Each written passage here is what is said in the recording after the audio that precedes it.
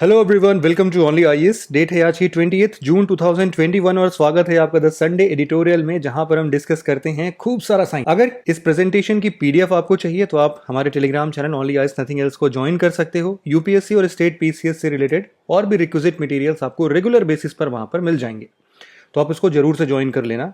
आज के न्यूज़पेपर की तरफ हम आगे बढ़ते हैं और आज का भी कुछ बहुत इंपॉर्टेंट आर्टिकल्स नहीं है, फटाफट से एक बार देख लेते हैं। ये आर्टिकल तो उतना इंपॉर्टेंट नहीं है। इस वाले आर्टिकल में बोला गया है कि क्या जो न्यूट्रिएंट हम अभी ले रहे हैं, मतलब या फिर जो हम लोग स्टेपल फूड लेते हैं, स्टेपल फूड में हमारा क्या आता है, राइस आता है, वीट आता है, तो ऐसे जो भी हमारे सीरियल्स हैं इनको जब हम इनटेक करते हैं तो इनका न्यूट्रिएंट लेवल पहले के कंपैरिजन में कम तो नहीं हो गए। इसी के लिए इन्होंने एक एक्सपेरिमेंट कंडक्ट किया। आप सबको पता होगा कि हमारे यहाँ पर एक है Indian council of agricultural research, ICAR। इसके अंदर बहुत सारे छोटे छोटे इंस्टीट्यूशंस हैं, उन सबको कुछ ना कुछ ऐसा दिया गया। कोई राइस इंस्टीट्यूशन है तो उन सब लोगों को ये काम भी दिया जाता है कि वो पुराने पुराने सीड्स को भी प्रिजर्व करके रखें।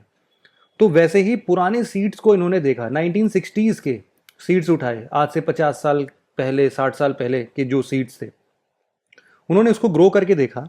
और मतलब ऐसे रैंडम ग्रो करते हैं ये लोग, पूरा पुराने ज़माने वाला फर्टिलाइज़र वगैरह लगा के बिल्कुल नेचुरल इन्वायरमेंट में। तो उन्होंने देखा ना कि जो पहले के ज़माने के ऐसे राइस, वीट, इन सब में जो न्यूट्रिएंट्स होते थे, फॉर एग्जांपल लेट से जिंक होता था या फिर आयरन होता था, इन सब का जो परसेंटेज रेशियो था वो कहीं ज़्यादा कम हो गया है अगर हम लोग आज के ज़माने की सीड्स को देखते हैं तो। ठीक है, यहाँ पर जिंक और आयरन का न्यूट्रिएंट डेंसिटी जो है वो काफ़ी कम हो गया है पहले के कंपैरिजन में। तो इससे एक बात का हमें पता चलता है, क्योंकि पॉपुलेशन इंक्रीज हुआ है हमारे यहाँ पर, इसीलिए हमने क्या किया, इस पॉपुलेशन इंक्रीज को कंपेंसेट करने के लिए, इनके हंगर को फुलफिल करने के लिए हमने यील्ड की रेट बढ़ा दी। मतलब रेट ऑफ यील्ड जो है, जितना अमाउंट ऑफ हमारा प्रोडक्शन होता है वो भी बढ़ा दिया गया था। लेकिन ये कंपेंसेट नहीं हो पाया है अगर हम लोग रेट ऑफ न्यूट्रिएंट टेकअप की बात करते हैं। मतलब कि जो भी हम लोग सीरियल्स ऐसे खा रहे हैं, दाल, चावल, गेहूं, जो भी खाते हैं, उनमें जो न्यूट्रिएंट टेकअप है ना, वो उसकी डेंसिटी उतनी अच्छी नहीं है जितना पहले के ज़माने में मिलती थी। तो इस आर्टिकल से यही चीज़ बताया गया है। और आगे के लिए जो भी हम लोग सॉल्यूशन के नाम पर इन्होंने क्या बताया है, सॉल्यूशन के नाम पर इन्होंने बताया है कि देखो अब हमें क्या करना चाहिए, हमें करना चाहिए बायो फोर्टिफिकेशन। और यही है आपका आज का होमवर्क, कि आप होमवर्क नहीं, मतलब आपको कमेंट सेक्शन में बताना है कि बायो फोर्टिफिकेशन का क्या मतलब होता है। अपनी समझ से बताना है आप लोग को, नेट पर देख के कॉपी पेस्ट नहीं करना है। ठीक है, इसको आप लोग ब्रेक करना, बायो से क्या मतलब होता है, फोर्टिफाई का क्या मतलब होता है, और एक प्रोसेस होगा, इसीलिए बायो फोर्टिफिकेशन बोल रहे हैं।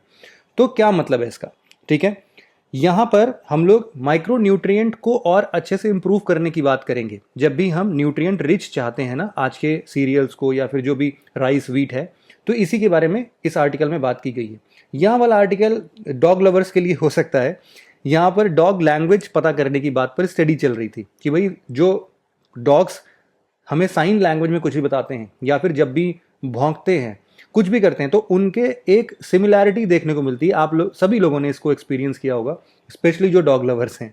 ठीक है, मैं भी हूँ, इसीलिए मुझे बहुत अच्छे से पता है ये चीज़। तो फिलहाल बात ये थी कि इन्होंने, अब ये आइडिया आया कहाँ से, इन्होंने क्या किया कि बहुत सारे ऐसे स्ट्रे डॉग्स जो होते हैं ना, स्ट्रीट पर जो रहते हैं डॉग्स, ऐसे लगभग 5000 प्लेसेस पर इन्होंने स्टडी कंडक्ट करना स्टार्ट किया। और यहाँ से इन लोगों को पता चलता है कि इनके कुछ पर्टिकुलर सिंबल्स हैं, वो ही सिंबल ये बार बार रिपीट करते हैं, उनकी वॉइस की फ्रिक्वेंसी है, उस फ्रिक्वेंसी पर ही ये बार बार बोलते हैं, तो उनको अब हम लोग डिकोड कर सकते हैं, ऐसा इन्होंने कुछ बताया है। ये जो पैटर्न एनालिसिस है, सबसे मज़ेदार बात ये है कि ये आया कहाँ से इनके दिमाग में, जो भी रिसर्च यहाँ पर कर रहे थे लोग। इन्होंने इंडस वैली सिविलाइजेशन में देखा था कि जो लिपि लिखी गई थी वो हम लोगों को पता है कि सिंबल्स के फॉर्म में लैंग्वेज है, उसको जो कि आज तक हम लोग डिकोड नहीं कर पाए हैं, लेकिन इतना पता है कि it's a sign, it's a language जो कि सिंबल्स के फॉर्म में है। बोस्ट्रोफेडॉन टेक्निक होती है जिसमें दाएं से बाएं और फिर बाएं से दाएं ऐसे लिखा जाता है। ठीक है, तो इस तरीके की जो टेक्निक है, मतलब ऐसे फिर ऐसे फिर ऐसे फिर ऐसे, ये लोग इस तरीके से लिखते थे, इतना ही पता चल पाया, लेकिन एग्जैक्टली डिकोड नहीं कर पाए हैं। तो इस चीज को उन्होंने समझा कि जो सिंबल्स यूज होता है, ऐसा ही कुछ सिंबल ये लोग के पास भी होता होगा, उसी को कुछ तालमेल करके इन्होंने पैटर्न एनालिसिस की है। तो इतना कुछ खास इंपॉर्टेंट नहीं है ये आर्टिकल, मैंने यूं ही बता दिया बस। अब आज का जो हमारा इंपॉर्टेंट आर्टिकल है, आप सबने देख लिया होगा यहाँ पर, वो है आर्टिफिशियल इंटेलिजेंस से रिलेटेड। आर्टिफिशियल इंटेलिजेंस अपने पूरे साइंस एंड टेक के सिलेबस में एक इंपॉर्टेंट रोल प्ले करता है। वो इसलिए भी क्योंकि बहुत सारे नए एवेन्यूज़ हैं इसके लिए, जो कि भी फ्यूचर में डेवलप हो रहे हैं। हम लोग एक ग्रोइंग स्टेज में हैं जहाँ पर आर्टिफिशियल इंटेलिजेंस अभी अपने बूम पर नहीं पहुंचा, अपने पीक पर नहीं पहुंचा, अभी हम लोग बहुत इनिशियल स्टेज में हैं।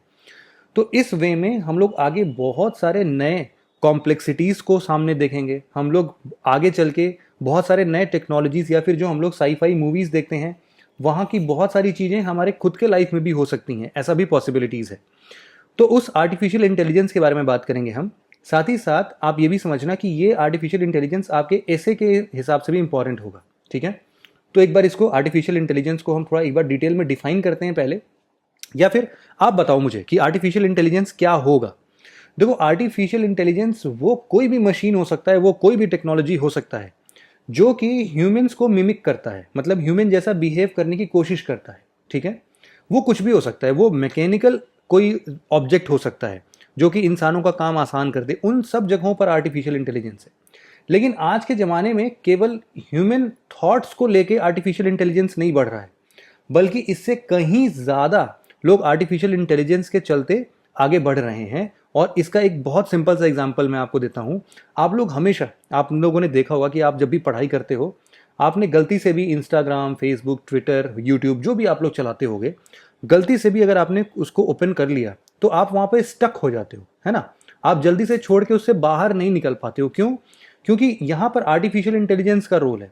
वो आपको वही वीडियोस दिखाता है जिसमें आपका इंटरेस्ट हो, जिससे कि आप वहां पर देर तक बने रहो। अब आपके इंटरेस्ट की वीडियो सामने दिखती रहेंगी तो आप उसको पीछे नहीं आ पाओगे ना, उसको ड्रॉप नहीं कर पाओगे कभी भी। तो यही मेजर चीज है आर्टिफिशियल इंटेलिजेंस का। आज के टाइम पर जो डेटा के साथ ये लोग छेड़छाड़ करते हैं या उसके साथ खेलते हैं, वो सबसे बड़ा एसेट बनता जा रहा है। और एसेट क्यों बोल रहा हूं मैं, उसके लिए आप समझो कि जितना डेटा हम लोग आर्टिफिशियल इंटेलिजेंस वाले मशीन को देंगे, वो उतना ही ज्यादा इंटेलिजेंट होगा और उससे रिलेशन में वो और ह्यूमनली होता जाएगा, है ना।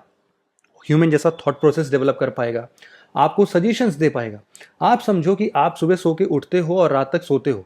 आप अभी के अभी इसको पॉज करके सोच सकते हो कि ऐसे क्या 15 चीजें हैं जो कि आर्टिफिशियल इंटेलिजेंस में काउंट हो सकते हैं। सुबह उठते ही मान अगर आप अलार्म की आवाज़ से उठते हो तो वो भी एक प्रकार का आर्टिफिशियल इंटेलिजेंस का ही पार्ट है। आप समझो कि आर्टिफिशियल इंटेलिजेंस अपने आप में एक रिवोल्यूशन है। पहले घर पे जब हम लोग रहते थे तो मम्मी पापा आके जगाते थे हमारे कि चलो बेटा उठ जाओ, 6 बज गया, या फिर हम लोग सूरज की किरणों से सुबह उठते थे। आज के ज़माने में इतना कुछ होता नहीं, अलार्म सेट कर दो, या फिर सिंपल, सबसे सिंपल ऑप्शन क्या होता है, अपने मोबाइल फ़ोन में बीच वाला बटन देर तक दबाया, गूगल आता है, उसमें बोलो वेक मी अप एट 6 AM और वो अलार्म सेट बोल के ख़त्म कर देता है। ख़त्म काम, इतना ही करना होता है बस हमें। तो ये आर्टिफिशियल इंटेलिजेंस जो हमारे साथ टॉक बैक करता है, मतलब हम जब भी कुछ उससे पूछते हैं तो वो हमें रिस्पॉन्ड करता है। आप लोगों ने देखा होगा ना, आजकल हमेशा यूट्यूब पर एक गूगल का ऐड आता है कि कुछ भी पूछो सिंगल प्रेस पर, वो सब बताएगा आपको, और उसी से पूछो जिसको पता है, तो गूगल को सब पता है, ऐसा वो बोलते हैं एडवर्टीजमेंट में। तो वो सब एक आर्टिफिशियल इंटेलिजेंस का पार्ट है ना। तो इस तरीके से आप आर्टिफिशियल इंटेलिजेंस को देख तो सकते हो, बट स्टिल अगर आपको एग्जामिनेशन पॉइंट ऑफ व्यू से कभी डिफाइन करना हो तो आप उसको इस हिसाब से कर सकते हो कि आर्टिफिशियल इंटेलिजेंस कंप्यूटर साइंस का वो ब्रांच है जो कि कंप्यूटर्स को ह्यूमन जैसे सोचने की टेंडेंसी देता है, ह्यूमन जैसे सोचने की क्षमता देता है, एबिलिटी देता है, ठीक है। उनको सोचने की क्षमता, किसी चीज़ को परसीव करने की क्षमता, इवन उनकी लर्निंग एबिलिटी भी होती है। जैसे हमने बताया ना कि हम जितना डेटा उसको देते हैं वो उससे और ज़्यादा इंटेलिजेंट हो जाता है, मतलब वो खुद में सीख रहा है। प्रॉब्लम सॉल्विंग टेक्निक है, डिसीजन मेकिंग टेक्निक है, वो सब के सब आर्टिफिशियल इंटेलिजेंस के अंदर ही आते हैं। या फिर आप इस हिसाब से भी डिफाइन कर सकते हो कि आर्टिफिशियल इंटेलिजेंस मशीन की वो एबिलिटी है जिससे वो लोग ऐसे कॉग्निटिव टास्क को परफॉर्म कर सकते हैं जैसे कि थिंकिंग है, परसीविंग है, लर्निंग हो सकती है, प्रॉब्लम सॉल्विंग या डिसीजन मेकिंग टेक्निक्स है, ठीक है। इस हिसाब से आप इसको डिफाइन कर लेना। और भी बहुत सारे डेफिनेशंस हैं यहाँ पर, आप उसको देख सकते हो। आप समझो कि आर्टिफिशियल इंटेलिजेंस से इस टाइम पर हम लोग घिरे हुए हैं, लेकिन फिर भी हम केवल इतना बोल रहे हैं कि अभी हम लोग आर्टिफिशियल इंटेलिजेंस के इनिशियल स्टेज में हैं। अभी कितना ज़्यादा इसका एप्लीकेशन हमने ना सोचा ही नहीं होगा अभी, जो आगे चल के हमारे सामने आएगा। तो आर्टिफिशियल इंटेलिजेंस अपने आप में बहुत वाइड चीज़ है, ठीक है, जो कि हमारे पूरे लाइफ को बहुत आसान बना देता है। इतनी बात समझ में आ गई। अगर हम इसके एक्सपोनेंशियल ग्रोथ की बात करें तो आर्टिफिशियल इंटेलिजेंस बहुत न्यू कॉन्सेप्ट है। ऐसा नहीं है कि पिछले 100 सालों से आर्टिफिशियल इंटेलिजेंस के बारे में हम काम कर रहे हों, नहीं। हम लोग हार्डली एक डिकेड या 2 डिकेड हार्डली हम इसके बारे में सोचना स्टार्ट कर रहे हैं। और आप देख सकते हो कि आज के टाइम पर आर्टिफिशियल इंटेलिजेंस कितने जगहों पर हमें दिखता है। हम कहीं पर भी बाहर घूमने टहलने जाते हैं, अब हमें टेंशन नहीं होती कि हम अपनी बाइक रोक के, अपना कार रोक के या फिर अपनी साइकिल रोक के हम किसी से पूछेंगे भाई इसके बाद ये कहाँ, ये रास्ता कहाँ पर आता है या फिर ये प्लेस कहाँ पर है। हमारा जीपीएस हमेशा हमारे साथ होता है। तो जीपीएस हमेशा दिखाता है कि भाई इस रोड पर रेड है मतलब ट्रैफिक ज़्यादा है, ऑरेंज है मतलब मीडियम ट्रैफिक है, ग्रीन है मतलब आगे आराम से बढ़ते जो कोई ट्रैफिक नहीं मिलेगा। तो ये सब चीज़ें जो हैं वो सब आर्टिफिशियल इंटेलिजेंस का एक पार्ट है। इवन आप लोग देखते हो कि एक बहुत बड़ा रिवॉल्यूशन आया है जिससे आर्टिफिशियल इंटेलिजेंस भी हमारे कांटेक्ट में आया है या फिर हमारे साथ अब आर्टिफिशियल इंटेलिजेंस है, वो है इलेक्ट्रिसिटी। देखो, इलेक्ट्रिसिटी अपने आप में सबसे बड़ा रिवॉल्यूशन माना जाता है, क्योंकि इसके बिना हम और आप आज जो भी ये ऑनलाइन कम्युनिकेशन कर पा रहे हैं ना, वो कुछ भी पॉसिबल नहीं हो पाता अगर इलेक्ट्रिसिटी नहीं आती तो। ठीक है, मतलब आप समझो कि आज आपका पूरा लाइफ इतना ज़्यादा एडवांस इसीलिए हुआ ही है क्योंकि यहाँ पर इलेक्ट्रिसिटी है। आप कहीं दूर दराज के गाँव में, पता नहीं आप लोग कभी गए हो कि नहीं, मोस्ट ऑफ द लोग वैसे गए होते हैं, तो जहाँ पर लाइट नहीं होती है, जहाँ पर अभी भी एक दिन में 3 से 4 घंटे लाइट आती है, हालांकि अब बहुत कम एरियाज ऐसे हैं बट स्टिल ऐसा जगह है, वहाँ पर जाके आप डेवलपमेंट देखो, उनका स्टेजेस को देखो, कहीं कम हमें दिखेगा। तो ये सारी चीज़ें किसकी देन है? इलेक्ट्रिसिटी। और इलेक्ट्रिसिटी इन टर्न हमें आर्टिफिशियल इंटेलिजेंस की तरफ ले जाता है और ये दोनों इंटरकनेक्टेड हैं और आर्टिफिशियल इंटेलिजेंस हमें फिर से एक नया रिवोल्यूशन हमें दे रहा है। लेकिन क्या सब कुछ विन विन सिचुएशन जैसा दिखता है क्या हमें? देखो, ऐसा नहीं है, बहुत सारे चेंजेस हमें करने पड़ेंगे। ठीक है, यहाँ पर अच्छा एक चीज़ मैं और यहाँ पे बता दूं आपको कि ये जो एक्सपोनेंशियल ग्रोथ की हम बात कर रहे थे, वो ग्रोथ इसलिए दिखता है ना क्योंकि अब हमारे पास डेटा का जो कलेक्शन है वो बहुत ज़्यादा है। आप देखो कि जहाँ पर बाकी के ये जो बड़े अल्फ़ाबेट्स हैं हमारे पास, टेक्निकल अल्फ़ाबेट, ये कम्युनिकेशन फील्ड में, आईटी फील्ड में, जैसे कि या फिर सोशल मीडिया प्लेटफॉर्म पे आप बोल सकते हो, बड़े अल्फ़ाबेट्स में कौन कौन काउंट होंगे? गूगल काउंट होगा, फेसबुक काउंट हो सकता है, ट्विटर काउंट हो सकता है, अमेजॉन काउंट हो सकता है, फ्लिपकार्ट काउंट हो सकता है। ये सब लोग किसके बेसिस पर काम कर रहे हैं? ये केवल और केवल डेटा के बेसिस पर काम कर रहे हैं। ये देखो कि आप एक टी शर्ट सिलेक्ट करते हो और टी शर्ट सिलेक्ट करने के बाद आपका जो भी, बहुत सारे मॉडल के टी शर्ट्स आते हैं ना, मान लो किसी का हैनले नेक है, अब भाई ये सब मुझे भी आज कल में फिलहाल में ही पता चला है, Henle kind of T shirts आती हैं, कुछ और नॉर्मल आपके हिसाब से मान के चलो कॉलर वाली टी शर्ट्स आती है, जो भी टी शर्ट्स हैं।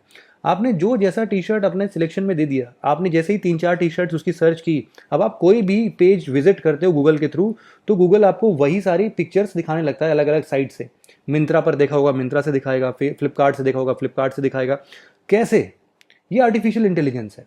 ठीक है, कि आपके हिसाब से सजेशंस देना, वो आर्टिफिशियल इंटेलिजेंस का काम है। और ये इसलिए दिन पर दिन बढ़ता जा रहा है क्योंकि हमारा जो इंटेलिजेंस है इस टेक्नोलॉजी या फिर सोशल मीडिया प्लेटफॉर्म्स पे आप बोल सकते हो, या फिर कोई भी आज के ज़माने के नए कम्युनिकेशन चैनल्स जो हैं, जैसे कि यूट्यूब एक कम्युनिकेशन चैनल है, फ्लिपकार्ट या फिर ऐसे जो रिटेल मार्केटर्स हैं, इन सब के जगहों पर हम लोग इतना ज़्यादा डेटा फीड करते हैं कि ये आज के टाइम पर ये जो मशीन है ना आर्टिफिशियल इंटेलिजेंस वाला, ये दिन पर दिन और इंटेलिजेंट होता जा रहा है। इसको हम लोग लीप फ्रॉग बोल सकते हैं कि छलांग लगाता है मेढक जैसा, एकदम से आगे बढ़ जाता है।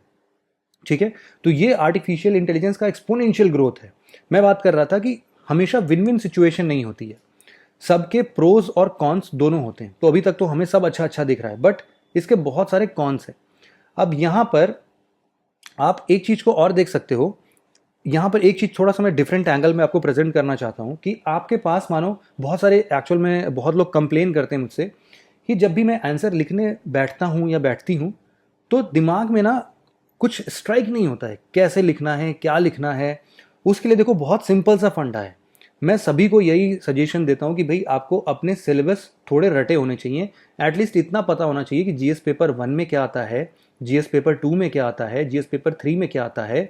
अगर आपको केवल इतना ही पता है ना, तो भी आप majority of the dimensions open कर सकते हो। लेट सपोज कि हमें आर्टिफिशियल इंटेलिजेंस के कॉन्स के बारे में लिखना है, ठीक है। प्रोस तो हमने चलो थोड़े बहुत डिस्कस कर लिए, प्रोस के लिए भी आप सेम टेक्निक यूज कर सकते हो। तो जीएस पेपर 1 की बात करते हैं, सबसे पहले हिस्ट्री आता है हमारा पोर्शन। अगर हम हिस्ट्री, आर्ट एंड कल्चर, कुछ भी ऐसा या फिर सोसाइटी से रिलेट करके भी हम बात करें, तो हिस्टोरिकल पॉइंट ऑफ व्यू से आप बोल सकते हो कि अभी आर्टिफिशियल इंटेलिजेंस जिस हिसाब से हिस्टोरिकली अभी बहुत नया है, फिर भी हमें बहुत सारे चेंजेस हमारे लाइफ में देखने को मिल जाते हैं।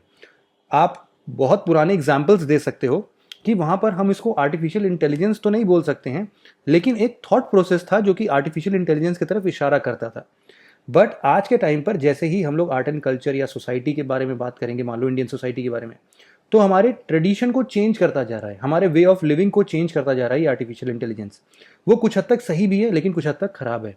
जो भी हमारे ट्रेडिशंस हैं वो हम बिल्कुल बिल्कुल खोते जा रहे हैं उनको। जो भी हमारा आयुर्वेदिक मान लो कल्चर रहा है, वो हालांकि आर्टिफिशियल इंटेलिजेंस से सही भी हो सकता है, लेकिन कुछ और भी फैक्टर्स हैं जिसके चलते वो दिन पर दिन कम होता जा रहा है। या फिर अब आप ज्योग्राफिकली आते हो तो देखते हो कि ज्योग्राफिकली हम लोग देखते हैं कि जो भी वार्मर प्लेस है, अगर वहां पर हम लोग डेटा स्टोर करने के लिए, आर्टिफिशियल इंटेलिजेंस का डेटा स्टोर करने के लिए बड़ी बड़ी मशीन्स लगाते हैं, तो वहां पर बहुत हीट पैदा होती है।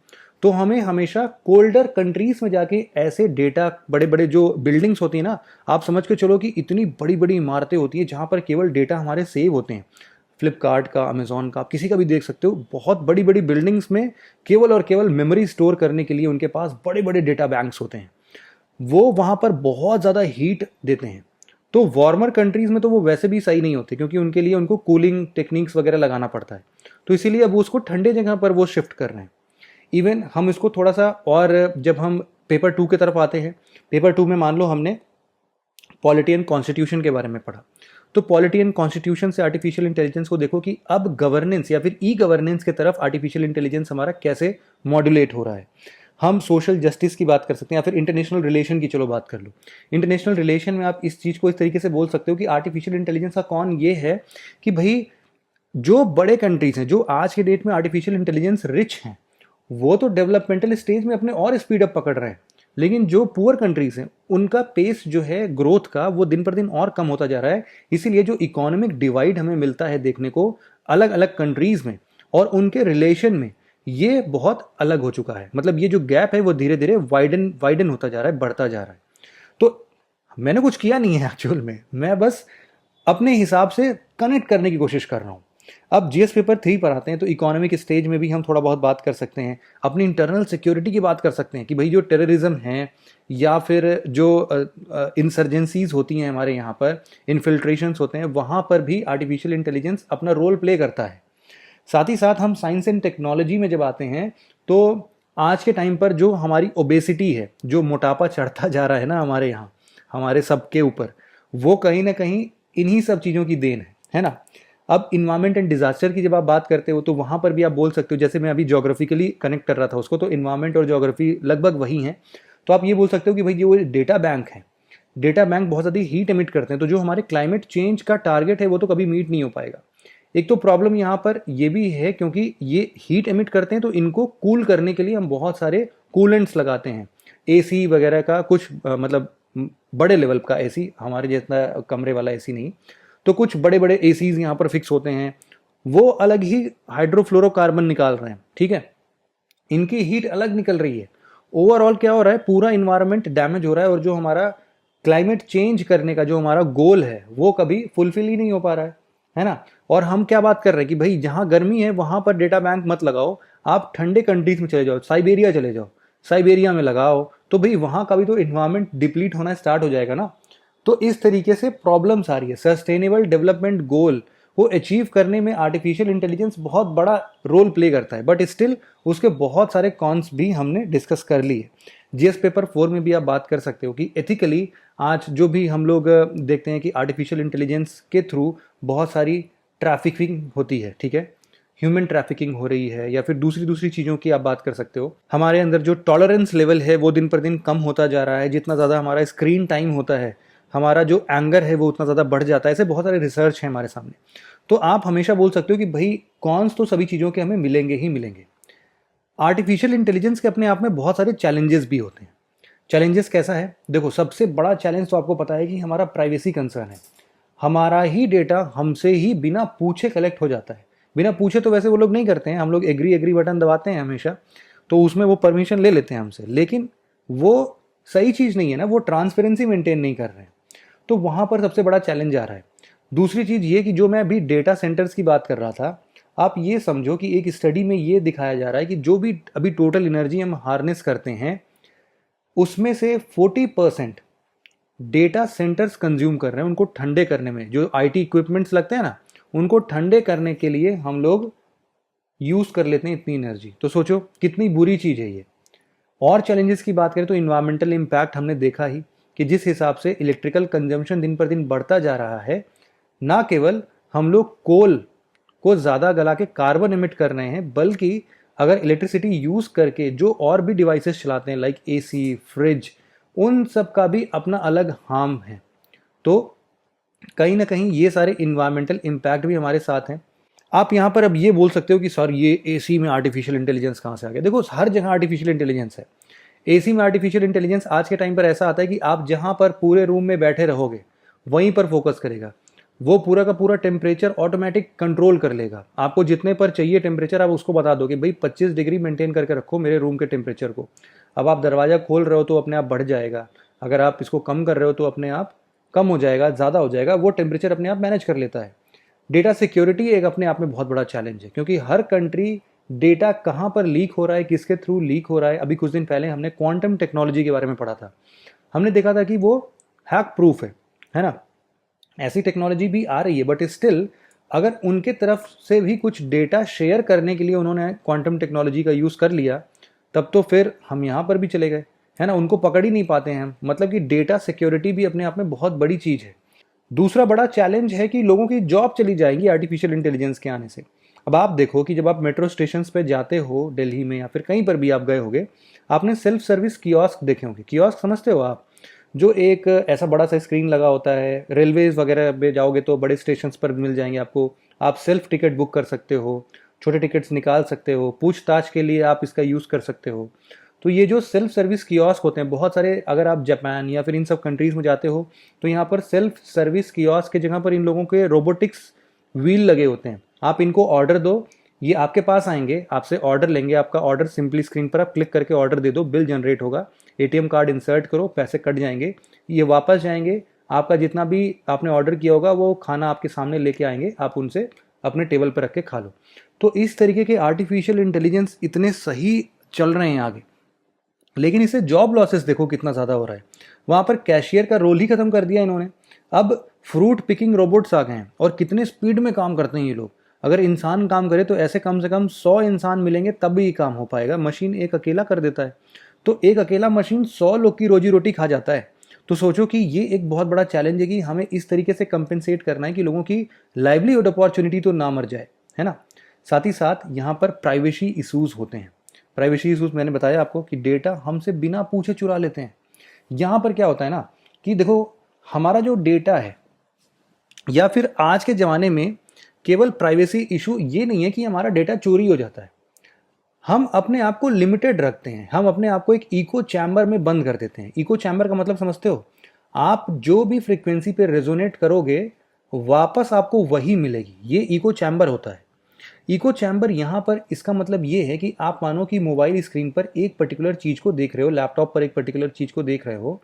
अब आपको, जैसे कि मैंने इंस्टाग्राम स्टार्ट किया अपना, इंस्टाग्राम पे मैंने देखा कि नॉर्मली जो भी लोग यहाँ पर एक, मैंने अगर फीड पर कोई देखा तो नेक्स्ट वीडियो जो भी मैंने देखा वो उसी से रिलेटेड है। इवन मैंने अगर किसी एक पर्सन का वीडियो देखा तो बहुत प्रोबेबिलिटी है कि अगले 4-5 वीडियोस में से 2-3 वीडियोस तो इसी पर्सन का होगा, है ना। तो इस तरीके से हम लोग इको चैम्बर में बंद हो जाते हैं। मतलब कि हमने एक बार रेजोनेट किया, हमें इको के फॉर्म में बार बार वही चीज़ें मिलती हैं। हम अपने आप के, या फिर आप ये बोल सकते हो ना कि हम अपना सोच का दायरा बहुत कम करते जा रहे हैं। हमें खुद ही नहीं पता चल रहा है कि हम जो भी सोच सकते थे पहले इसके बिना, अब उतना सोच भी पाएंगे कि नहीं, क्योंकि हमारा नॉलेज अब लिमिटेड हो गया है। हम इको चैम्बर में अपने आप को कंस्ट्रेन पाते हैं, बंद करा हुआ पाते हैं। तो इसीलिए हमारा जो एक्सपोजर है इस पूरे दुनिया में तो बहुत सारी चीज़ें हैं, तो उन सबको तो हम एक्सप्लोर ही नहीं कर पाते हैं। क्योंकि यूट्यूब, आप समझो कि अगर पूरा यूनिवर्स है तो आप यूट्यूब पे पता है कितना चीज़ देखते हो। या फिर ऐसा इसको समझते हैं कि अर्थ है आपके पास, अर्थ के बराबर अगर यूट्यूब पर वीडियोस अपडेट हैं तो आप एक अर्थ पर अपने 0.6 mm वाले पेन से एक डॉट बना दो, ठीक है। ये जो मैंने डॉट बनाया ना, आप केवल इतना डेटा विजिबल देखते हो। सोचो कि भी यूट्यूब पे कितनी चीज़ें हैं जो आपने आज तक कभी सुनी ही नहीं है, कभी देखी ही नहीं है। क्यों? क्योंकि आप इसी डॉट को फॉलो करते हो और आपका यही इको चैम्बर है, इसी डॉट से रिलेटेड हर वीडियो आपको दिखाई जाएगी। तो ये भी एक इशू है, एक चैलेंज है जो कि हम लोग इससे बंधा हुआ पाते हैं। यहाँ पर हमेशा इस पूरे डिस्कशन में यही समझ में आता है कि देखो, ये जो आर्टिफिशियल इंटेलिजेंस है वो डबल एज स्वॉर्ड है। मतलब कहीं पर उसके फायदे हैं तो कहीं पर उसके घाटे भी हैं, नुकसान भी है। तो इसके बारे में हमने वैसे तो ऑलरेडी प्रोज एंड कॉन्स हमने डिस्कस कर ही लिया है।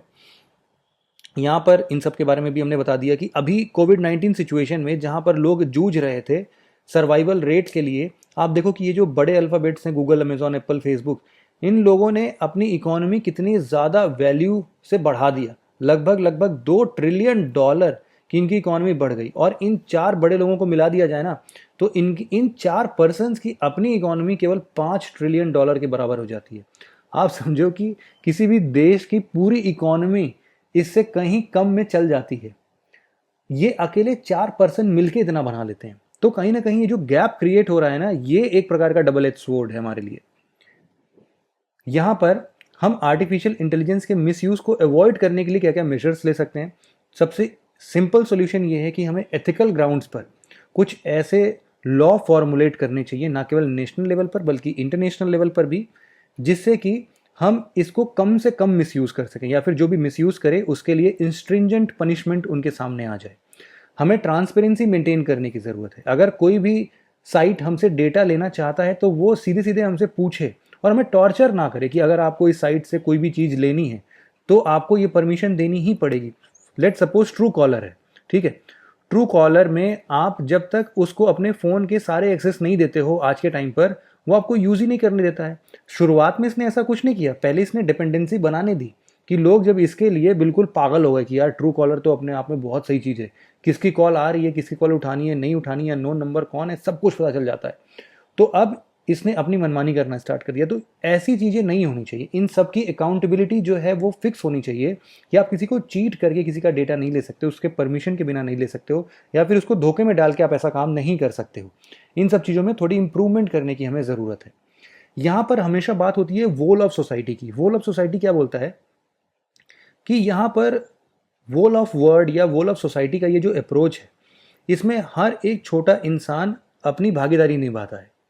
यहाँ पर ऐसा नहीं हो सकता कि ये जो 4 बड़े प्लेयर्स हमने बताए हैं ये मिलके कोई भी डेटा फॉर्मुलेट कर लें या फिर कोई भी लॉ बना दें और उसको फिर सब लोग ब्लाइंडली फॉलो कर रहे हैं, है ना। आज के टाइम पर तो ऐसा ही होता है। लेकिन आर्टिफिशियल इंटेलिजेंस के मिसयूज़ को अगर हमें कम करना है तो हमें इसके लिए ये ध्यान देना पड़ेगा कि ये जो लॉ ये लोग फ्रेम करते हैं ना, ये एक्चुअल में ये फ्रेम ना करें, फ्रेम पूरी जनता करे, whole of society, whole of world इसको फ्रेम करें और उसके बेसिस पर ये लोग चलें। ये एक अप्रोच है कि हम आर्टिफिशियल इंटेलिजेंस के मिसयूज़ को कम कर सकते हैं।